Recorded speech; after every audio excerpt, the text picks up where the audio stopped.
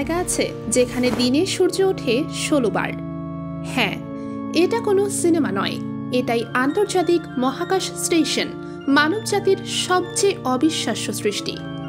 কল্পনা করুন, আপনি পৃথিবীর বাইরে এক অসীম শূন্যতায় ভেসে আছেন।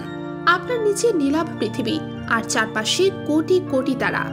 হয়তো মনে হবে এটা কোনো সাইফাই সিনেমা, কিন্তু না, এটা বাস্তব। এটাই আন্তর্জাতিক মহাকাশ স্টেশন, ইন্টারন্যাশনাল স্পেস স্টেশন বা সংক্ষেপে ISS। 1998 সালের 20 নভেম্বর প্রথম মডিউল জারিয়া উৎক্ষেপণের মাধ্যমে শুরু হয় এই প্রকল্পের যাত্রা। এরপর ধীরে ধীরে একের পর এক মডিউল যুক্ত হতে থাকে। আজকের বিশাল মহাকাশ স্টেশন তৈরি করতে প্রায় 15টি দেশ একসাথে কাজ করেছে।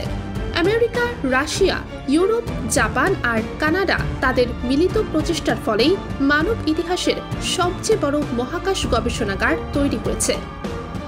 ISS পৃথিবীর প্রায় 400 কিলোমিটার উপরে অবস্থান করছে। শুনতে অনেক লাগতে পারে, কিন্তু মহাকাশের বিশালতার তুলনায় এটা অনেকটাই কাছাকাছি। আর সবচেয়ে অবিশ্বাস্য ব্যাপার হলো, এটি ঘন্টায় প্রায় 28,000 কিলোমিটার বেগে ঘুরছে, মানে প্রতিদিন পৃথিবীকে প্রায় 16 বার প্রদক্ষিণ করে। অর্থাৎ মহাকাশচারীরা প্রতিদিন 16 বার সূর্যোদয় আর সূর্যাস্ত দেখতে পান। শূন্য মাধ্যাকর্ষণের কারণে মহাকাশে হাঁটা চলা তো দূরের কথা, সোজা হয়ে দাঁড়িয়ে থাকাও অসম্ভব। তাই ISS এ সবকিছুই ভেসে বেড়ায়, মানুষ থেকে শুরু করে পানি, খাবার আর সরঞ্জামও। এজন্য বিশেষ ভেলক্রো স্ট্র্যাপ, হুক আর ভ্যাকুয়াম সিস্টেম ব্যবহার করা হয়। খাবারের কথা যদি বলি, পৃথিবী থেকে নিয়ে যাওয়া শুকনো খাবার, ফল, সবজি আর বিশেষভাবে প্রস্তুত খাবার খেতে হয়। ঘুম, তারা দেয়ালে লাগানো স্লিপিং ব্যাগের ভেতর ঢুকে ঘুমায়, না হলে ভেসে গিয়ে কোথাও ধাক্কা খেয়ে জেগে উঠতে পারে। কিন্তু ISS বানানো হয়েছে শুধু বসবাসের জন্য নয়, এটা আসলে এক বিশাল গবেষণাগার। এখানে বিজ্ঞানীরা যেসব পরীক্ষা নিরীক্ষা করেন তার মধ্যে রয়েছে শূন্য মাধ্যাকর্ষণে মানুষের শরীর কিভাবে কাজ করে, নতুন ঔষধ তৈরি, মহাকাশে উদ্ভিদ কিভাবে জন্মে, এমনকি 3D প্রিন্টিং ব্যবহার করে মহাকাশে যন্ত্রপাতি বানানোর পরীক্ষাও চলছে। এমন গবেষণা ভবিষ্যতে চাঁদে বা মঙ্গল গ্রহে মানুষের স্থায়ী বসতি গড়তে সাহায্য করবে। ISS কেবল একটা বিজ্ঞান কেন্দ্র নয়, এটা মানবজাতির একতা আর সহযোগিতার প্রতীক।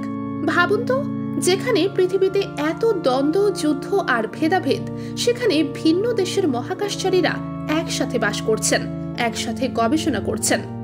রাশিয়ান, আমেরিকান, জাপানি, ইউরোপিয়ান সবাই এখানে এক পরিবার হয়ে কাজ করেন। তবে সবকিছুরই শেষ আছে। নাসা জানিয়েছে সম্ভবত 2030 সালের পর ISS অবসর নিতে পারে। তখন হয়তো নতুন প্রজন্মের স্পেস স্টেশন আসবে। SpaceX কিংবা ব্লু অরিজিনের মতো বেসরকারি প্রতিষ্ঠানও হয়তো মহাকাশে বাণিজ্যিক স্পেস স্টেশন তৈরি করবে। আর হয়তো তখন মানুষ আর কেবল পৃথিবীর সীমানায় সীমাবদ্ধ থাকবে না, বরং চাঁদ বা মঙ্গল গ্রহেই গড়ে তুলবে সভ্যতা।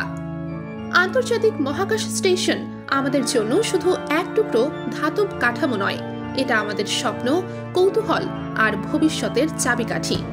আজ আমরা পৃথিবী থেকে 400 কিলোমিটার উপরে ভেসে থাকতে শিখছি। কাল হয়তো মঙ্গল গ্রহে আমাদের স্থায়ী শহর হবে। আর সেই ইতিহাসের প্রথম অধ্যায় লেখা হচ্ছে এই আন্তর্জাতিক মহাকাশ স্টেশনে। আন্তর্জাতিক মহাকাশ স্টেশন আমাদের স্বপ্ন আর ভবিষ্যতের প্রতিচ্ছবি। যদি এমন অনুপ্রেরণামূলক গল্প ভালো লাগে, তাহলে এখনই লাইক দিন, কমেন্ট করুন আর চ্যানেলটি সাবস্ক্রাইব করে রাখুন, যাতে পরের ভিডিও মিস না হয়।